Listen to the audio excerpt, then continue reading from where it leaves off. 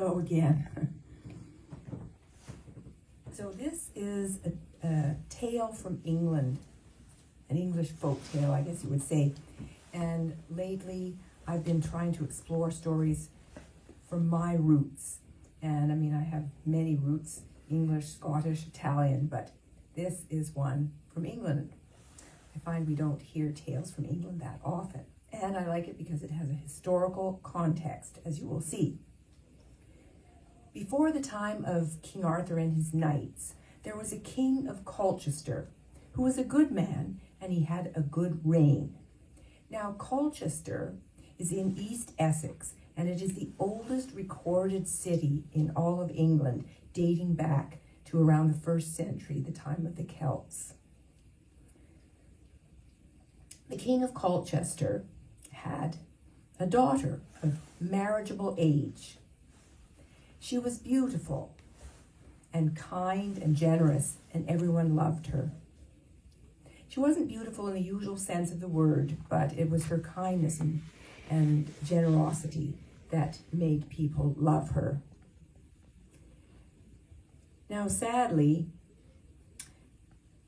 the king of Colchester's queen died suddenly, and he and Margaret, his daughter, were devastated. The king, in his grieving, was caught in the snares by a wealthy widow, and he soon remarried within 3 months. And this wealthy widow, his new queen, brought with her a daughter about the same age as Margaret, who was also beautiful, but because she was unkind and mean and rude, people began to think of her as ugly. Now, the new queen and her daughter were jealous of Margaret and that everyone loved her so much. And so they began to spread rumors about Margaret. And so Margaret became very sad and discouraged. And one day she went and spoke to her father, and she said, "Father, I really don't feel needed here anymore, and I would like to go out into the world and seek my fortune." And her father was like, Margaret, how can you leave here? I mean, I can't let you go out on your own to I know not where and looking for I know not what." But Margaret was insistent, and finally he agreed. Now, his new queen was filled with glee at this turn of events. Oh, finally to get rid of Margaret. She'll be gone and surely will never come back. And the king asked her to pack a bag for Margaret to send her on her way. And the unkind queen threw into a bag some stale bread, a bit of hard cheese, and a bottle of beer. And if Margaret didn't like this, she didn't complain. She just took the bag, put on some sturdy walking shoes, and set out from the castle. And she walked a long way that first day, and after some time, she came to a cave. And outside the cave there sat a hermit. The hermit spoke to her and said, "Hello, do you mend shoes?" Margaret laughed and said, "No, I don't mend shoes, but I do have some lunch here if you'd like to share it with me." And he was very happy to share his lunch. So he ate not all of it, but a good part of the bread, cheese, and some of the bottle of beer. And because she was so kind and generous, he said to her, "I am going to help you on your way. Up ahead, you are going to come to a very thorny hedge that you will not be able to pass through or around. So I'm going to give you this magic wand, and when you get to the hedge, you can touch the wand against the hedge 3 times and say, 'Hedge, open up so I may pass.' And," he said, "after that, you are going to come to a well. and make sure you look in the well, see what there is to see, and do what you are asked." Margaret thanked him and went on her way. We don't know how long it took her to get to the hedge, but she did come to it, and oh my, it was a thorny hedge. You couldn't see the top of it. You couldn't see the end of it. So she thought, well, this is a hedge for the wand. Tap, tap, tap. "Hedge, open up that I may pass." And the hedge opened and she passed through. Well, that was easy. Now I must look out for the well. And soon she came across the well and looked inside, and to her astonishment, floating about on the water were 3 disembodied heads, and with long hair, appeared to be women. And one of them, when they spied her, began to sing. "Wash me and comb me and lay me down softly. Lay me upon the bank to dry, that I may look beautiful when somebody passes by." My goodness, thought Margaret, but she did as was told, and she took, remembering what the hermit said, lifted the head out and combed its hair and lay it on the bank to dry. And the 2 other heads repeated the same song. So one by one she lifted them out and laid them upon the bank to dry after she had combed their hair. And then she sat down to finish her lunch. And the 3 heads were talking among themselves, and they said, what shall we do for her, because she was so kind to us?"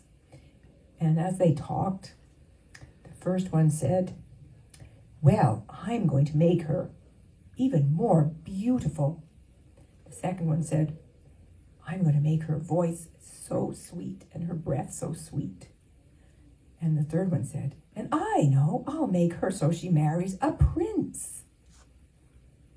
And Margaret overheard them, and she smiled pleasantly and thanked them and went upon her way. One day when she was walking along beside a wood, she heard the sound of galloping horses, and along the path who should come but a prince and his men, prince and his men on their horses too. And she tried to slip away into the forest, but they had seen her, and the prince pulled up on his horse and was immediately smitten by her beauty. And he asked her, "Who are you, and what are you doing here?" Margaret said, "Well, I am the daughter of the King of Colchester, and I am out to seek my fortune." Her voice was so sweet, she was so beautiful. He was completely smitten by her and her spunkiness. What princess would do that, go out and seek their own fortune all by themselves, wandering about in England? And so he managed to coax her to come back to his castle, and they got to know each other and soon fell in love, and Margaret married the prince. Now, they thought after that they should make a trip to the King of Colchester. Margaret missed her father and wanted to go back. And she thought, well, doesn't matter if he turns me away, because I'm now married. So they made their way back to the King of Colchester's castle, and the king welcomed them with open arms. He had missed his daughter, and he was sick and tired of his new wife. So the new wife and her daughter were even more jealous of Margaret now that she had come back. She had literally made her fortune and married a prince. And so they conspired among themselves and decided that her daughter, would also go out to seek her fortune. Now, the queen dressed her daughter really wasn't very well. She was beautiful, but not nice, as we talked about.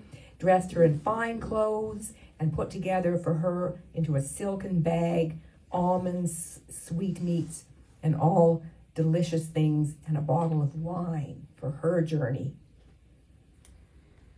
Now this girl, she did not think to put on sturdy walking shoes, but off she went and did not enjoy walking along and seeking her fortune, but she plugged on, and soon she came to the hermit as well.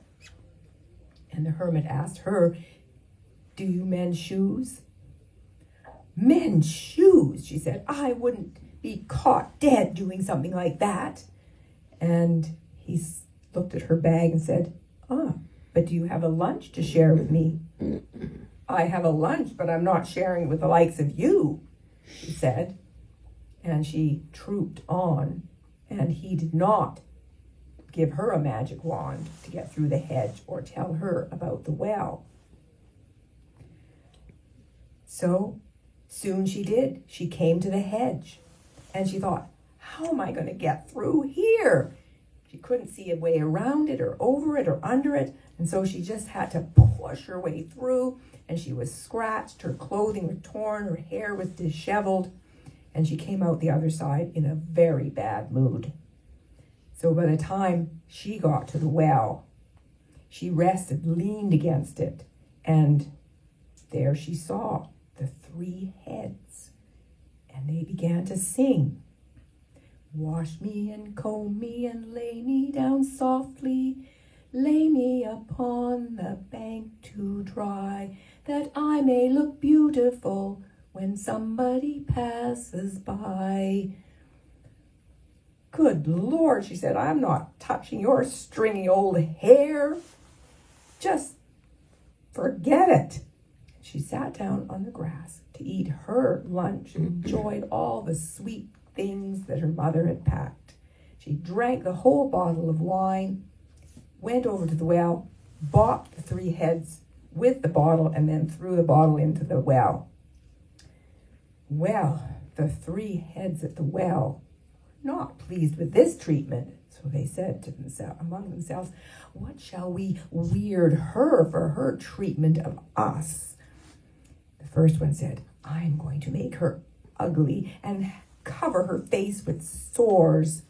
The second one said, "I'm going to make her voice like that of a crake, so that when she tries to talk, nothing will come out but bah."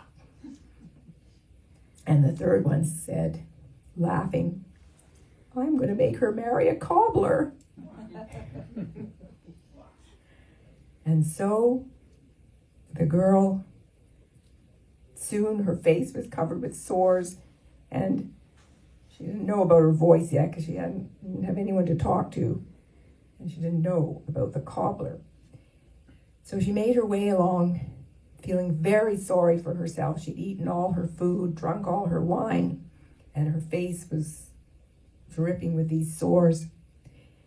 She finally came to a village where a young man noticed her, saw her fine clothes, though they were torn and tattered, saw her face. He thought he saw some beauty behind all those sores. He spoke to her and said, "Well, hello, who are you and what are you doing out here by yourself?" "Ah!" Oh dear, he thought. Oh my goodness. He said, "Well, I could help you if you like. I mended the shoes of a hermit, and he gave me some things you might be interested in. This vial here, if you drink this, your voice will come back. And this ointment he gave me, put that on your face, and I think that will clear up those sores." And so she was grateful for this help and humbled, which was not like her. after several days of applying the ointment and drinking from the vial, her face began to clear up and she could speak. And so the cobbler asked her once more who she was and what she was doing. And she said, "I am the daughter of the King of Colchester, and I am out to seek my fortune." Well, that young man lost no time in asking her to marry him. And because she didn't have any other prospects at the moment, and she was grateful for his help, she agreed, and they were married. And now, the cobbler said, "I think we should pay a visit to your father," possibly with high hopes of having a better life. And so they arrived there, and Margaret was still there. The king was not happy to see his stepdaughter, and her mother, the queen, was absolutely horrified that her daughter had come back married to a cobbler. And she was tired of the arrangement too, and she just told the king she was taking her part of the money and leaving. And actually, I think the real folktale, there's something much more violent that happens, but I kind of changed that part. Anyway, the king gave the cobbler and his stepdaughter 100 guineas and sent them to live in the farthest corner of the kingdom in a small cottage. And I've heard that the stepdaughter of the King of Colchester, she learned to do all those jobs, cooking, cleaning, looking after her husband, and she even grew to love her husband. So perhaps she turned out to be a nicer person. And Margaret and her prince became the King and Queen of Colchester when her father retired from the job. And so I think everyone lived happily ever after.